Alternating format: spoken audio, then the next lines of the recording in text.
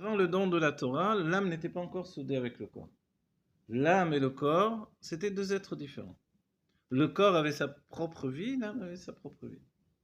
Si bien que quand une grande partie des Juifs vont rester en Égypte, dans la Makot Rocher, et Dieu, on dit entre autres choses, il a fait cette Makkah, c'est-à-dire l'obscurité, pour pas qu'on voie que les Juifs mouraient également. Sinon ils auraient dit, les Égyptiens, ah, les Juifs meurent alors.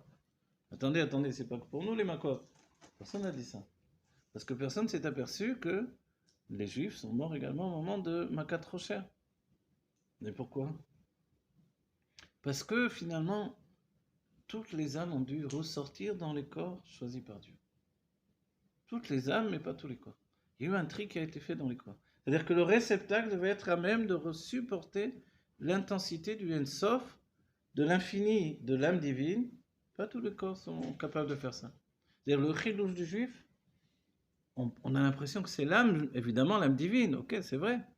Mais le chidouche, c'est que le corps du juif est capable de supporter l'âme divine. Vous avez une ampoule électrique, vous lui mettez une intensité de, je sais pas, voilà, je sais pas combien de volts, elle va exploser. Ou un poste de radio ou n'importe quoi. Le rabbi nous dit, en réalité, il y a des ondes radio qui passent de partout. Mais quand toi tu allumes ton poste de radio, c'est parce que lui il capte des ondes de radio. Mais elles sont toujours là en fait. Tu les vois, tu les vois pas. Donc en fait la même chose. D'un certain point de vue, si l'âme ne trouve pas un réceptacle adéquat, eh bien, elle continue son chemin. C'est ce qui s'est passé avec les guérim de Abraham et Yitzhak. Ils ont continué leur chemin, les âmes elles sont remontées dans leur source. C'est-à-dire que quand un homme choisissait Dieu, l'âme venait en lui. Quand il se détournait de Dieu pour aller vers ses idoles, l'âme repartait dans sa source. Et le chidouche de Matan Torah, la nouveauté de Matan Torah, c'est que c'était plus comme ça. Oui, comme si on te dit, tu as khatamta Adoni, les Israéliens. Ta khatamta Adoni. Lo karata ma shekatov lemata. Connaissez ça? Tu as signé. Tu n'as pas vu ce qu'il y a écrit en petit ici. Mais attends, je ne sais même pas lire en hébreu. Ah, khatamta, khatamta. Tu as signé, c'est fichu maintenant. Donc voilà, le corps, lui, c'est une signature. Alors, l'âme, maintenant, elle est dans ce corps pour toujours. On se rappelle On- les sages nous enseignent, on le voit dans les Mamorim des Rebbeim, que avant Matan Torah, toutes les mitzvot que faisaient les Avot, c'était comme des ruchot, des rechot, des odeurs. Une bonne odeur, ok. Mais après, tu continues ton chemin, l'odeur, elle a disparu. Voilà. Cottage, voilà. Mais donc, c'était quelque chose qui te prenait. Et surtout, c'était quelque chose de toi-même en réalité. C'est toi qui as choisi de te rapprocher de Dieu. C'est toi qui veux être avec Dieu. Et c'est ça, Yitro. Yitro représente la situation d'avant Matan Torah. Il y a un homme qui vient qui dit, moi, je choisis Dieu. C'est vrai qu'il s'est passé que l'âme est rentrée en lui, qu'il a eu un éveil, etc. C'est vrai qu'il avait une âme extrêmement élevée. C'était pas le petit rigolo qui était là comme ça. C'est vrai qu'il avait une soif de Dieu terrible, si bien qu'il a cherché de partout. Mais c'est vrai qu'il a défendu le peuple juif en Égypte également, vous vous rappelez? Donc avant Hein? Matan Torah, ils étaient dans le spirituel, pas dans l'action. Voilà, ils étaient dans le spirituel parce que le monde lui-même n'était pas Mais prêt. pas dans l'action. Voilà. On est d'accord. Et il y a un enseignement, une sikha du rabbi, pas dans l'action, il y a un enseignement du rabbi qui dit que quand Dieu a parlé à Matan Torah, Anochi Avaye Elokecha, ils étaient dans le désert, il n'y a pas eu un seul écho. On va dire, bon, peut-être que dans le désert, il n'y a pas d'écho parce que. Mais c'est pas un désert du Sahara non plus. Faut pas s'imaginer que le Sinaï c'est un désert du Sahara. C'est un désert des montagnes. Donc l'écho, il aurait dû avoir un écho. Ah, alors quoi? Alors en réalité, il n'y avait pas d'écho parce que la parole de Dieu est rentrée dans la matière. Elle n'a pas été, elle s'est pas répercutée, elle n'a pas cogné la matière, elle n'a pas rebondi, elle est rentrée dans la matière. Et même, c'est tellement important cet enseignement-là que le chidouche, la nouveauté de Matan Torah, c'est ça, c'est Dieu qui rentre dans la matière. C'est la spiritualité qui rentre dans le matériel. C'est l'âme divine qui rentre dans le corps. Et elle n'en sort plus. Il n'y a pas d'écho parce qu'elle est dedans. Vous voyez? Et ça, c'est extraordinaire. Et dès le moment où Dieu a parlé, c'est comme s'il y a cette notion de Mourchar le Kabel Gdusha, on va dire Thomas. C'est-à-dire que le monde était préparé pour recevoir la sainteté. C'est-à-dire que vous avez fait un Sefer Torah, il est écrit, il est en place, il est prêt à recevoir la sainteté. Mais après, il faut lire dedans encore dans le Sefer Torah. À Matan Torah, tout s'est mis en place tout à coup. Le monde a laissé passer la lumière divine. On dit, mais qu'est-ce qu'il a fallu pour arriver à ça? Il a fallu les 10 Makot d'Égypte. Les 10 Makot, les 10 plaies d'Égypte, qui sont par rapport aux 10 Sphirot dans la Kabbalah, les 10 structures de dévoilement divin. On dit, mais pourquoi ça a été comme ça? Pourquoi les Sphirot, elles ont dû frapper la matière? Pourquoi l'Égypte, à la fin, elle était un désert alors qu'on dit que c'était un paradis sur la terre? C'est une catastrophe. Ils sont arrivés dans un paradis, ils sont partis, c'était le désert de Gobi. Qu'est-ce qu'ils ont fait? Il n'y avait plus de plantes, tout était brûlé, c'était une catastrophe, quoi. Alors qu'est-ce qu'ils ont fait? Peut-être parce qu'on peut dire, au moins ils n'auront pas envie de retourner. Mais malgré ça, ils avaient envie de retourner. Donc alors c'était pas la raison. Qu'est-ce qui s'est passé? C'est qu'en fait, le secret, hein, il est que dans la matière du monde se trouve l'essence de Dieu. Donc finalement, la matière du monde, elle est terrible. Elle est gorgée de l'essence de Dieu. La présence de Dieu dans son intimité, c'est dans la matière du monde. Mais c'est voilé, caché complètement, parce que l'essence ne se dévoile jamais. Alors, les 10 sphirotes qui sont les dévoilements divins qui viennent des mondes divins, vous ne pouvez pas venir tranquillement, toc toc toc, tu nous ouvres la porte, on vient. Paro, il a dit, mais j'en ai rien à faire, tu retournes. Ton Dieu, j'en ai rien à faire, je ne le connais pas. Et si tu me parles du Dieu des Juifs, regarde les Juifs. Ils sont en plein esclavage et c'est moi le roi ici. Et il dit, Paro, on verra dans la prophétie de Yecheskel Hanavi, c'est pas le même Paro, mais c'est la poursuite, c'est la suite de Paro. Il dit, Linéori vani asetini. Il dit, moi je suis le Nil. C'est moi le Nil. Atani Nagadol, il dit, je suis le grand crocodile. Vani asetini, je me suis fait moi-même. Il dit, mais d'où ça vient ce Yesh là, terrible là? Comment il est cet homme-là? Le secret, c'est que nous aussi, on est comme ça. Mais dans notre corps, pas dans notre âme. Notre corps, il a cette sensation qui s'est fait lui-même. Oui, cette sensation de dire, fichez-moi la paix tous, j'en peux plus, j'en ai ras-le-bol de vous tous. Vous connaissez cette sensation? Tu t'es créé avant d'exister ou après d'exister? Je connais bien ça. Ah, on la connaît bien, celle-là. Tu t'es créé avant d'exister ou après d'exister? Je me suis gorgé des existences. T'as pas répondu. J'ai toujours existé. Et ça, ce truc-là fait que, vous vous rappelez, c'est pas en l'air comme ça que Paro, c'est les mêmes lettres que Afa, la poussière. Dans la poussière, il y a cette même force qui se trouve chez Pharaon. Donc plus ça allait, plus il devenait fort, Pharaon. Jusqu'à Parashat Bo, où il dit à Moshe, le jour où tu revois mon visage, tu vas mourir. Et Moshe, il dit, ouais, je sais, tu as raison. Il dit, mais attends, ça c'est... La paracha de la sortie d'Égypte, c'est donc comme ça aussi fort. Je croyais qu'il devait être annulé totalement, une carpette. Mais il est encore plus puissant, ce bonhomme. On dit, mais pourquoi il est aussi puissant? Parce que c'est Dieu qui le renforce sans arrêt. Ah bon? Et pourquoi? Parce qu'en fait, c'est ça. Il y a d'un côté l'essence de Dieu qui se trouve dans la terre et qui fait que le yesh, il est terrible. Ça s'appelle le yesh anivra. C'est-à-dire le sentiment d'exister est tellement puissant que, en vérité, Dieu, on ne le connaît pas, on ne le voit pas. Il y a bien des chassidim qui ont dit, ou des gens simples qui ont dit au rabbi, écoute, quand le rabbi a dit, le bon Dieu va vous donner des... Même en français, le rabbi a parlé comme ça. Le bon Dieu va vous donner des bénédictions, etc. Et quelquefois, qu'est-ce que des gens simples ont répondu au rabbi? Le bon Dieu, je ne le connais pas, toi je te connais, rabbi, bénis-moi. et en fait, on va dire le bon Dieu, on ne l'a jamais vu, il est où le bon Dieu? Tu ne peux pas le voir parce que tu es dans Dieu. Tu ne peux pas le voir parce que tu es à l'intérieur de lui. Donc si je suis dans Dieu, moi aussi je suis Dieu, je suis une particule de lui. Et comment ça se fait que je me sens exister, que j'ai tellement de problèmes d'existence? Alors pourquoi il a renforcé Paro? Il a renforcé pour qu'il y ait une proximité extraordinaire entre le dévoilement de l'essence et les sphirotes qui sont arrivés dedans. Parce qu'en fait, et c'est pour ça que l'Égypte a été brisée, parce que la poussière de la matière devait laisser rentrer le spirituel. C'est-à-dire que les 10 sphirotes du monde de Hatzilut, elles doivent aboutir dans notre monde à nous. Le Magui de Mezrich a dit, Hatzilut, elle se trouve là, entre mes doigts. C'est-à-dire que le monde dans lequel on est, c'est un monde extrêmement spirituel.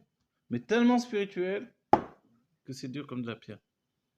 Que pour nous, il n'y a pas plus matériel que ça. Donc c'est l'exigence incroyable de ce monde-là, qui en réalité n'existe pas d'après les mondes divins. C'est la présence de Dieu qui fait qu'il est d'une existence absolue. Et qui fait que Pharaon, il va dire, je me suis fait moi-même, qu'est-ce que tu as?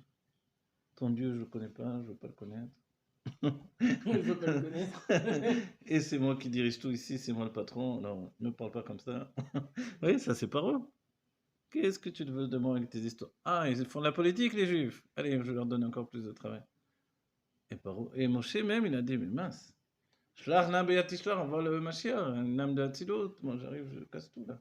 Je donne encore plus de travail aux Juifs, encore plus d'esclavage. Toi, tu m'as envoyé moi. Et en fait, il fallait vraiment quelqu'un qui vienne d'au-dessus des mondes que nous connaissons. Une lumière intense comme Moshe, qui fasse descendre toutes les lumières les plus élevées, qui rentrent dans l'Égypte, qui brise tout. C'est-à-dire l'Égypte a été brisée par Moshe en fait. Parce que lui, il vient de tellement haut que quand il a lâché les sphérotes sur l'Égypte, ça a tout détruit. C'était tellement intense, tellement puissant que ça détruisait tout. Et Moshe, on va le voir. Même quand il a les tables dans ses mains, il les brise. Donc c'est pas Stam, il a dit à Dieu, mais pourquoi tu m'as envoyé à moi? Moi, je brise tout, moi. Pas parce que... Mais parce que j'ai trop de lumière. C'est pour ça qu'il n'arrivait pas à parler non plus. La lumière était trop forte, donc il n'y avait pas de réceptacle. Dieu dit, je vais t'envoyer toi, avec la manière dont tu es, avec la destruction que tu portes en toi, parce que tes lumières sont tellement grandes, ça s'appelle les lumières de Tohu. Et non seulement tu vas parler, tu vas devenir celui qui va transmettre la parole, mais en plus tu vas chanter. Et c'est là où on a vu la paracha, Az Yashir Moshe. Et les sages ont dit, c'est extraordinaire parce que les sages ont dit, Az Yashir Moshe. Az, de ce Az-là, on apprend Triatametim. Vous savez cet enseignement-là? On dit quoi? De Az. Az, c'est quoi que ça veut dire ça? Az, ça veut dire alors. Alors Moshe va chanter. C'est vrai qu'on se demande, attends, dis-moi, alors Moshe chante. Pourquoi Moshe chante? Moshe est en train de chanter. Tu me dis, alors Moshe va chanter.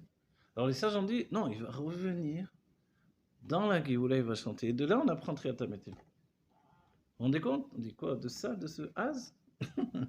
On dit Azma. Et c'est ça le judaïsme. C'est-à-dire, oh, c'est pas un peu tiré par les cheveux. Attends, c'est des sages sérieux. On a dit, c'est les Tanaïm qui ont dit ça. C'est pas Yaakov Cordin. Alors quoi? En fait, c'est ça qui est extraordinaire. C'est que il y a quelque chose qui se passe qui est de l'ordre de l'acceptation. Si bien que Moshe, on a dit un secret sur Moshe, il a appelé Petit Amami l'école d'Ava. Vous savez, Petit en hébreu, ça veut dire comme un simple d'esprit. Dieu lui dit des choses, il reçoit tout. Le premier Nassé de Venishma, c'est Moshe. Dieu lui dit, on va sortir d'Égypte. Ok, on va sortir d'Égypte. Tu insistes, tu veux que j'y aille. Ok, ouais. Il veut pas. Il veut pas du tout même. Le moment qu'il a pris sur lui, c'est ce qu'on a dit tout à l'heure chez Chabad. On prend sur soi un rôle. Et il pense que lui, c'est un destructeur. Il dit, moi, je casse tout. Je suis pas capable de parler, de mettre un... Plus je dois aller parler à Paro, ça va être une catastrophe. Et effectivement, le rabbi, c'est assez formidable, il nous dit, il vient devant Pharaon, il bégaye, il parle en hébreu, Pharaon ne parle pas l'hébreu, il comprend rien, il dit, qu'est-ce qu'il me veut? Et Aaron, il doit dire tout ce qu'il doit dire. Et quand il a fini, Aaron va traduire. Et le rabbi dit, attends, tu peux pas donner à Aaron qui parle d'abord? À quoi ça sert que Moshe parle finalement? Il se fatigue le pauvre en bégayant, etc. En fait, parce que le message de Moshe, c'est un message divin. Et la honte surtout. Tu comprends rien, mais le message, il est passé. Si bien que le rabbi a répondu à des personnes qui ont dit, mais je vais en Ilva, d'où je comprends rien, il parle en yiddish. C'est un sfarad, il se retrouvait dans une foule Chabad, où il n'y a que des gens qui viennent, je sais pas d'où, de Russie, ils parlent en yiddish. Il a dit au rabbi, je comprends rien, pourquoi je vais à la Ilva? Le rabbi a dit, il y a à manger là-bas? Il dit, oui, bien sûr, il y a toujours à manger. Et alors, tu vas manger, dans la nourriture, toutes les paroles sont rentrées. Quand tu vas manger, tu vas intégrer les nourritures. On va dire, ok, ça c'est pour faire passer la pommade, toutes ces histoires-là. En fait, c'est ça, c'est le naasé de la Torah. Le naasé, c'est ça, c'est C'est pas parce que tu comprends pas que tu vas pas venir étudier. Tu vas pas te rapprocher d'un autre juif. Il y a des fois des amitiés, je sais pas si vous avez eu déjà, hein. Moi, ça m'est arrivé d'avoir une amitié avec quelqu'un dans une choule et je lui ai parlé que des années plus tard. Je rentrais dans la choule, je sais pas, comme ça, un kécher, juste d'amitié. Vous savez, celui que vous voyez tous les matins à la choule qui arrive comme ça, vous arrivez aussi. Et vous mettez les tuilines, il vous fait un sourire, je fais un sourire, et puis c'est tout. Ni un mot échangé, ni rien. Aucun truc en commun, mais comme ça. Une sorte d'amitié fugace qui est même pas par une peur. Des années seulement après, je lui ai parlé un jour, par hasard, on se retrouvait. Vous voyez? Vous dites, mais c'est possible.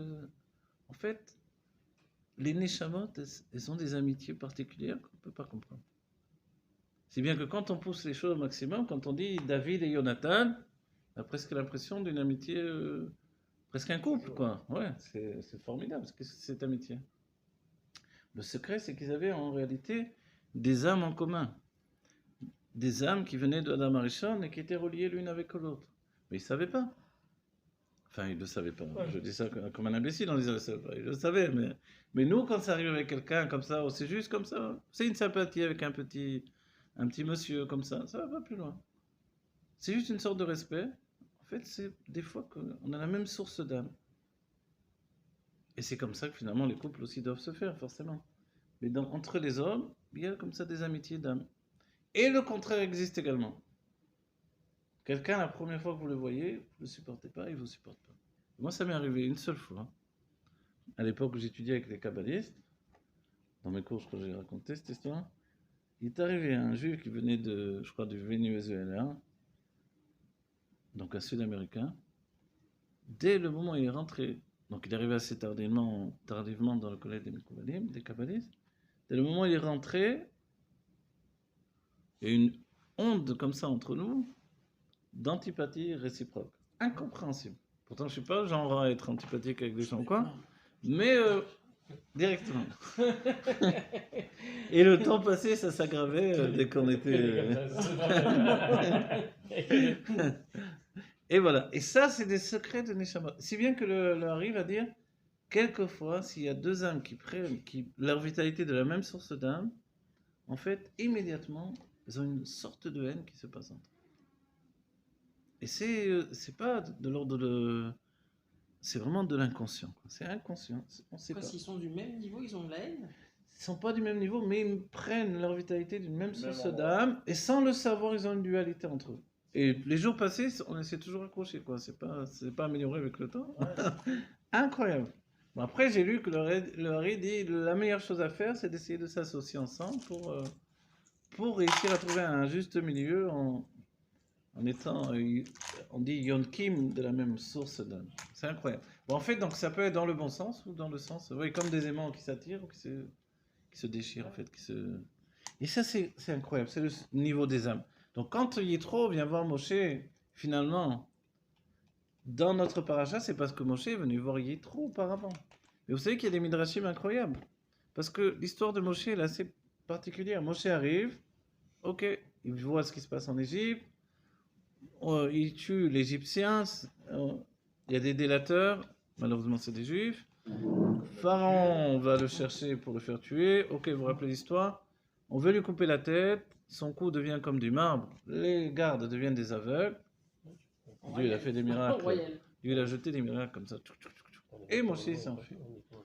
Moshe s'enfuit. Personne ne pouvait sortir d'Égypte. Moshe s'enfuit, il sort d'Égypte tranquillement, la porte est ouverte. Et il se retrouve à Midian. Et là, il y a des midrashim inquiétants qui nous disent en fait, certains midrashim diraient que quand l'histoire, il arrive avec Tzipora, il va lui tirer de l'eau, il va pousser. Ok, Moshe va se battre avec les bergers, etc. Et finalement, il va donner à boire aux bêtes, etc. Donc, tous les couples chez nous se font autour du puits. C'est pour ça qu'on fait l'Echaim. On appelle le l'Echaim. Quand il y a un couple. L'Echaim, les bracha. C'est le vent. Ah, c'est le vent. Je croyais que c'est quelqu'un qui dormait là. Qui dormait. Non, c'est pas le vent. C'est le vent, bien sûr. C'est incroyable. C'est le vent. Un mec qui passe le temps de... Ben non, mais... L'Echaim, les bracha. C'est extraordinaire, en fait, la Torah, elle est infinie, mais dans ces parachutes-là, on découvre et on se découvre aussi. On a parlé de Beth Rabbeinu chez Bavel, la maison de notre maître à Bavel, de là-bas jaillit la Torah. Et la Torah, en fait, c'est ce qui nous agrippe, qui nous prend et qui nous dirige vers ce que l'on est, nous. Et même si on a des déviations à droite à gauche, tout à coup on étudie ça, c'était pas prévu au programme, etc. Ou on entend un cours de quelqu'un, etc. Mais on reste toujours ce que l'on est, on continue dans la ligne de ce qu'on est, ce qui sort de nous finalement. La Torah, au bout du compte, on pourrait dire c'est presque pas ce qui rentre, c'est ce qui sort. C'est bien qu'on pourrait penser dans la Chassidut, écoute, je veux pas savoir ce que tu regardes, ce que tu fais, ce que tu entends, mais quand tu t'occupes des autres, ça doit être Kodesh Kodesh. Vous comprenez ça? C'est-à-dire, quand tu influences les autres, tu fais de ton mieux. Vous vous rappelez ce Yom Yom qui dit, un rave, il est toujours à la limite. Faites ce que je Hein? dis, mais pas ce que je Entre fais. Mezaker Abim et Marty Arabim, quoi. C'est-à-dire, il peut faire chuter les gens ou les élever. Ça dépend de toi. Alors, c'est ça. Non, en fait, dans le sens de toi, fais de ton mieux. Pas parce que tu t'es abîmé, tu vas abîmer les autres. Comprenez? Non, maintenant je dis ça, n'allez pas croire. Je fais quoi? Faites ce que je dis, ne dites pas ce que je fais. N'allez pas croire, je sais pas quoi, hein? Ok. C'est-à-dire que dans la vie, il faut vraiment avoir un souci. Le souci, c'est de transmettre la Torah telle qu'elle est. Si bien que les Rébim ont parlé même des machalim, de surtout pas donner des machalim, des exemples grossiers. Si tu donnes un exemple grossier quand tu étudies, même si le sujet est raffiné, c'est les Rébim qui expliquent, même si le sujet est raffiné, tu vas faire chuter les gens dans tes exemples. Si bien qu'on dit, donne pas trop d'exemples. Ou alors les exemples des Rébim, parce que c'est des exemples du monde de Hatzilut. Ils ne vont qu'élever les gens. Ou alors, on dit, tant qu'à faire, alors si tu veux, parle de ta vie, parle de toi. Au moins, les gens ne vont pas tomber dans des... Et je me rappelle, moi j'avais un rave, un vieux rave, il était formidable, mais il donnait des exemples de galoutes terribles. C'est-à-dire, il était là, il nous enseignait des choses très élevées, et tout à coup, il nous rentrait, je vais à la banque, et je paye le mien sarnassa, le truc. Il nous rentrait dans des galoutes terribles, parce qu'il supportait pas le monde, des trucs. D'un côté, il nous élevait comme ça, il nous donnait de la respiration spirituelle, et d'un coup, il nous tombait comme ça dans des exemples incroyables, etc. Et vraiment, vraiment, et quand j'ai vu le rabbi qui a dit attention quand tu donnes un exemple. Parce que dans l'exemple, tu vas montrer où tu te trouves, toi. Pas en fait où se trouve le sujet dont tu parles. Voilà. Et nous, on doit avoir cette idée. Attention, attention, surtout, tu n'es pas là pour abîmer les autres. Et c'est ça la Torah. Quand Dieu nous donne la Torah, il nous donne l'essentiel. Et mon cher Rabbeinu, peut-être qu'il bégaye, peut-être c'est pas le plus grand orateur, etc. Mais au moins, on va pas dire qu'on a été trompé par Moshe. Nous a embobiné par ses paroles, il avait du charisme, etc. Et il nous a tourné la tête. Personne ne va dire ça. Il était spécial, il n'avait rien à faire, il ne voulait pas venir. Il ne voulait même pas nous sortir d'Égypte. Il a accepté à contre-cœur. Finalement, il nous a transmis la Torah lui-même, il a cassé. On va dire, c'est quoi cet homme-là? Comment on s'est attaché à lui? On dit que le peuple juif a beaucoup plus pleuré Aaron que Moshe. Parce que Moshe, c'était un étranger, en fait. De la même manière qu'en Égypte, il était dans la maison de Pharaon, il était étranger au peuple juif. Après également, il n'était pas non plus cet homme-là qu'on prenait dans les bras et qu'on aimait, etc. Non, tout le monde avait peur de Moshe. Jusqu'au bout, Moshe, c'était un homme d'un autre monde, en fait. Mais pourquoi Dieu a pris un homme comme ça? Pour nous montrer que la Torah ne venait pas de ce monde-ci. Que la Torah nous obligeait de sortir du monde. Et que le monde qu'on rencontrait, en fait, il était là pour nous détourner de la Torah. Et que nous, on devait imposer au monde la Torah et non pas le contraire. Parce que sinon, ça fait longtemps qu'on n'aurait plus de Torah. Surtout à notre époque. On entendait des paroles. Écoute, ça c'est démodé, toutes ces histoires, etc. On peut vous dire, quoi, tu attends encore le Mashiach, toi? Tu crois encore... Quelqu'un m'a fait un discours. Ah oui, tu dois aimer la science-fiction, certainement. J'ai dit, j'adore la science-fiction. Ça. Ah, tu crois encore au Mashiach? Et tu crois que le rabbi est Mashiach? Oh là là, je te plains. Alors voilà où on en est. Alors Yitro, il est venu, il a fait quelque chose d'incroyable. Il a rajouté cette paracha à la Torah. C'est la paracha où on comprend que On peut se tromper, mais si on cherche la vérité, on va toujours arriver à la vérité. Donc nous, notre vie aussi, on s'est trompé, on a cherché, on a chuté en chemin. Mais quand on cherche la vérité, au bout du compte, on la trouve. Donc, il ne faut pas regarder les erreurs qu'on a fait derrière nous. Il faut regarder le chemin qui nous mène à Dieu. Le chemin qui nous mène à Dieu, c'est le chemin qu'on a emprunté les uns les autres. Ah, mais tu as divorcé 7 fois. Ah, mais tu t'es battu avec la moitié du village. Ah, mais tu as des ennemis dans le monde entier. Et oui, mais j'ai cherché toujours la vérité. Vous connaissez cette histoire, le Baal Shem Tov a dit, quelqu'un qui a décidé qu'il dirait toujours la vérité, c'est aussi quelqu'un qui voyage beaucoup. Il arrive dans une ville, il dit la vérité à tout le monde, on le dégage de la ville, il part dans une autre ville, il dit la vérité à tout le monde. Donc en vérité, on dit, ah alors quoi?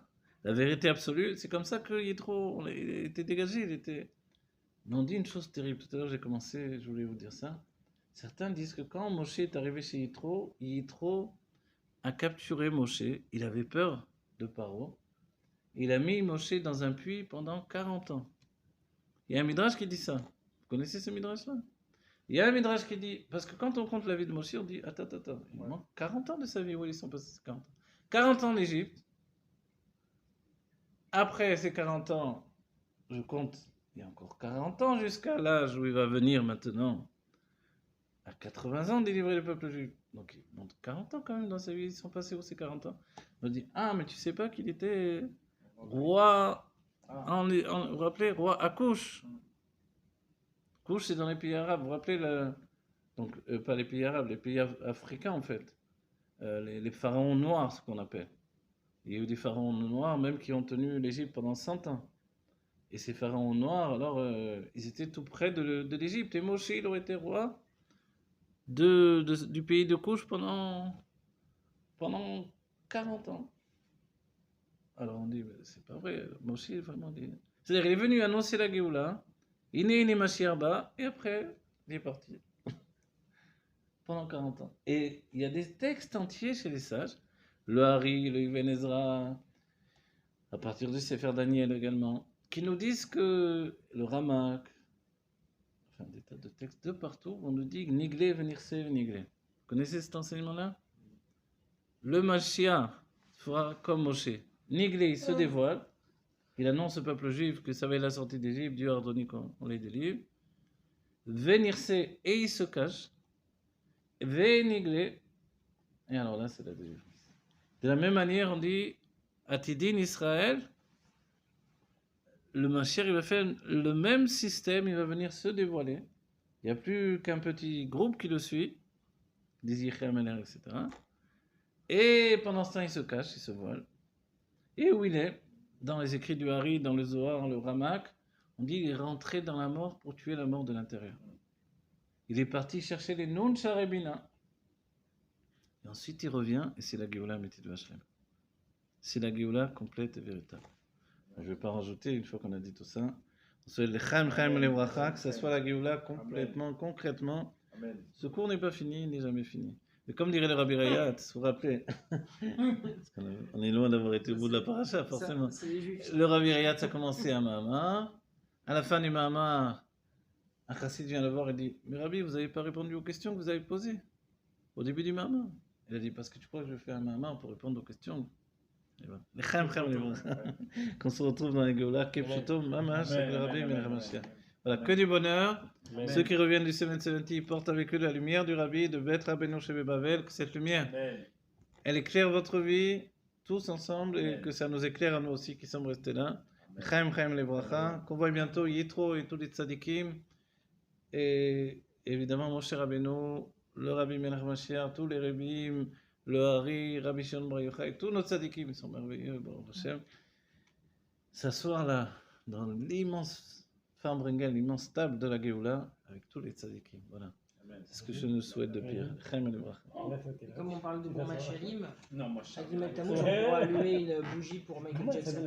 Ah ouais, c'est bon.